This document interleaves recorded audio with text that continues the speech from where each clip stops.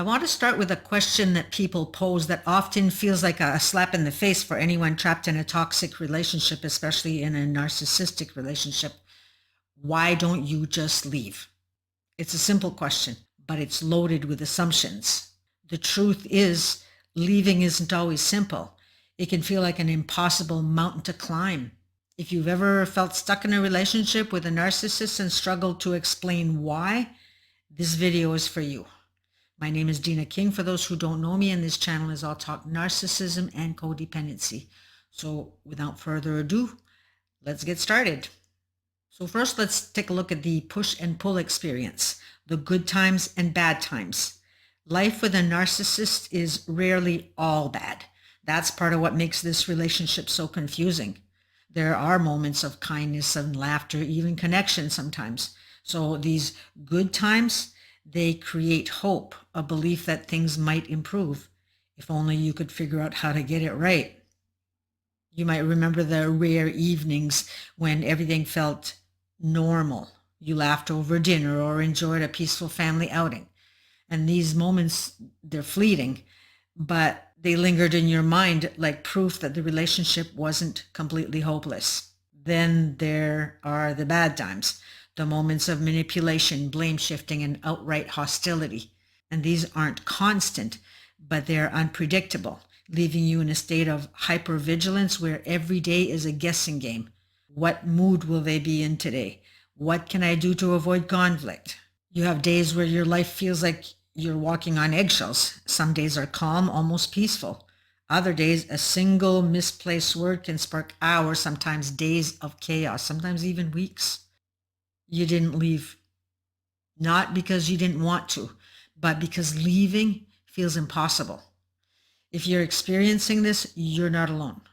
And what happens is when you're caught between these two extremes, you learn to live in survival mode. You don't leave because in the okay moments, it feels bearable. So let's take a look at some of the reasons that victims stay. And these are not excuses nor signs of weakness. They are valid and deeply human. So the first one that I want to mention is emotional investment. You've poured years of your life into this relationship. You've built a life together. You've shared memories, dreams, and plans for the future. Walking away can feel like abandoning everything that you've worked so hard to build. Then there's the family concerns. For those with children, the decision becomes even more complicated. You might stay to protect your kids from the pain of a broken family or to maintain a sense of stability, even if it's fragile. Then there's cultural and personal beliefs. A lot of us are raised to believe that relationships require perseverance. Religious or cultural teachings might emphasize forgiveness, loyalty, or staying together for the sake of appearances. Financial dependence. Narcissistic relationships often come with financial control, making it difficult to leave. Even if you're not financially dependent, the thought itself of managing everything on your own can feel overwhelming because you've been programmed that you'll never amount to anything, right? Then we have the hope for change. Narcissists can be incredibly convincing during their moments of vulnerability. They might promise to change, seek therapy, or admit to their mistakes. And these promises, they create hope that things could get better if only you stay a little longer. Fear of the unknown. Leaving means stepping into the unknown. Will I be able to support myself? Will I be alone forever? And these fears can keep you rooted in place, even when the relationship is hurting you. The harmful question, why don't you just leave? When people ask this, they usually mean well, but to the victim, it feels like judgment. It suggests that staying is a choice born out of weakness or ignorance. Questions like these can sound simple, but they dismiss the complexity of the situation. This question suggests that staying is a flaw rather than a choice influenced by layers of circumstances. It implies that you're not strong enough to stand up for yourself, so you end up feeling like a loser. You feel that you aren't enough. You look at your friends and family and see their strength, but when it comes to you, you feel that you're below them, you're less than. And that feeling of shame is a heavy, unshakable weight that you carry, especially if they use statements like, you chose this, so this is your fault. Or you made your bed, now you got to lie in it. These messages are not helpful. They are hurtful. They pile shame onto someone who's already struggling. Shame feels like carrying an invisible burden that weighs down every interaction and thought. It's that sinking feeling in your chest or stomach. It's like you're bracing for judgment or rejection. You just see yourself as incapable where others are capable. Shame often manifests as an inner critic, the whispering that you're weak for staying. You're stupid for not seeing the red flags. You'll never be good enough to be loved. It's relentless and convincing, drowning out any thoughts of self-compassion or worthiness. And in this, you often have a need to hide. Shame makes you want to shrink away from the world. Victims might avoid friends, family, or social situations because they fear being exposed as less than or judged for their choices. Even in safe spaces, they might struggle to share their feelings, afraid of appearing weak or broken. So a lot of times they won't even talk about their issues. Then we have emotional numbness or overwhelm. Shame can feel like being emotionally frozen, unable to connect to joy, love, or even sadness because the pain of feeling inadequate is too overwhelming. You can also feel like being flooded with emotions that you can't process, leaving you exhausted and paralyzed. That's why I talk a lot about emotional literacy, how important it is to learn emotional literacy. Then we have loneliness. Shame isolates.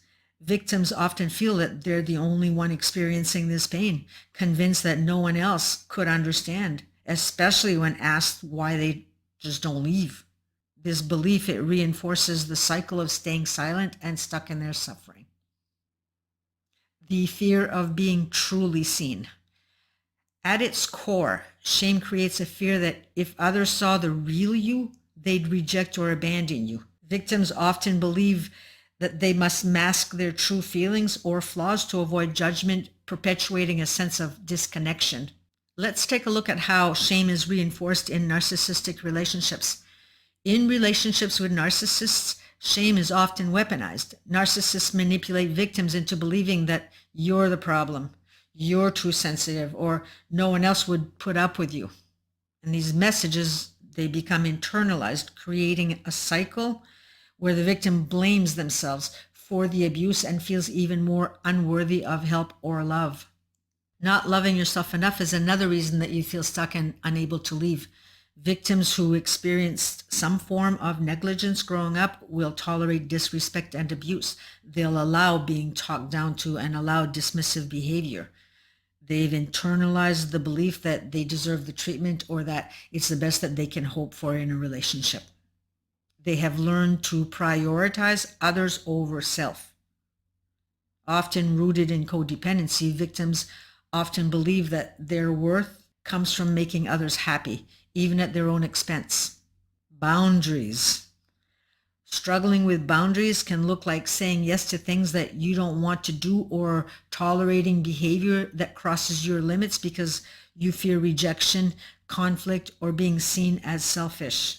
Without a strong sense of self, setting boundaries feels impossible because the victim does not believe their needs are as important as others.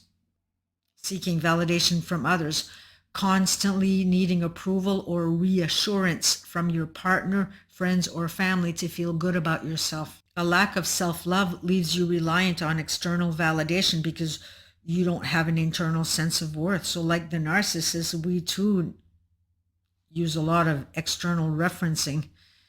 We also use a lot of internal too. That's for another video. Victims of abuse no longer trust themselves. They doubt their decisions, overthinking or second-guessing everything they do, especially if others disapprove.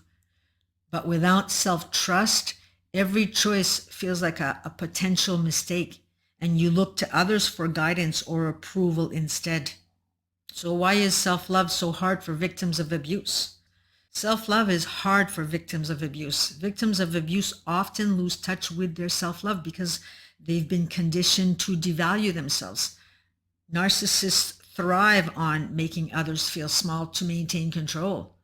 Trauma distorts self-perception. Experiences of neglect, betrayal, or gaslighting can erode self-esteem over time. Shame clouds their worth. Internalized shame convinces victims that they're unworthy of love or care.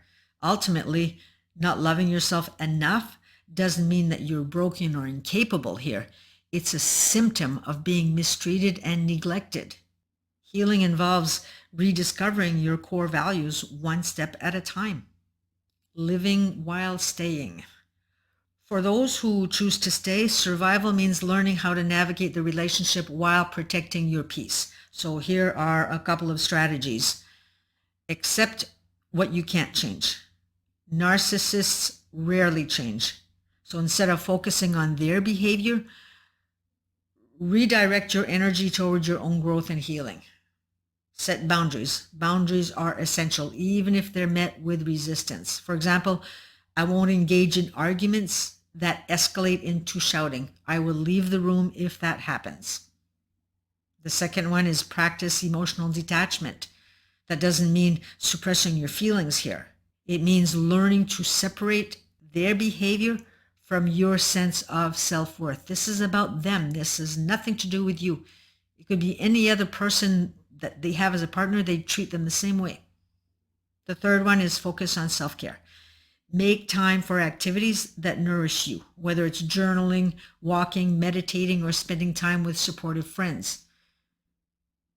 Then the fourth one is find a support system. Whether it's a therapist, a support group, or trusted friends, surround yourself with people who respect your choices without judgment. Choosing to stay does not mean that you failed. It means that you're making the best decision for yourself based on your current circumstances. This choice isn't permanent, it's fluid. You can reassess as your situation changes. Instead of asking yourself, what's wrong with me for staying? Try asking, what do I need to feel safe and stable right now? Start there. Start with the first step. If you're staying in a relationship with a narcissist, know this. You are not weak. You are not alone. Your reasons for staying are valid, and your journey is uniquely yours. Healing doesn't begin with leaving. It begins with recognizing your worth and making choices that honor your well-being, no matter what those choices look like. So, in closing, thank you for watching. And as always, I wish you peace on your journey of healing. Take care, and we shall see you in the next video. Bye for now.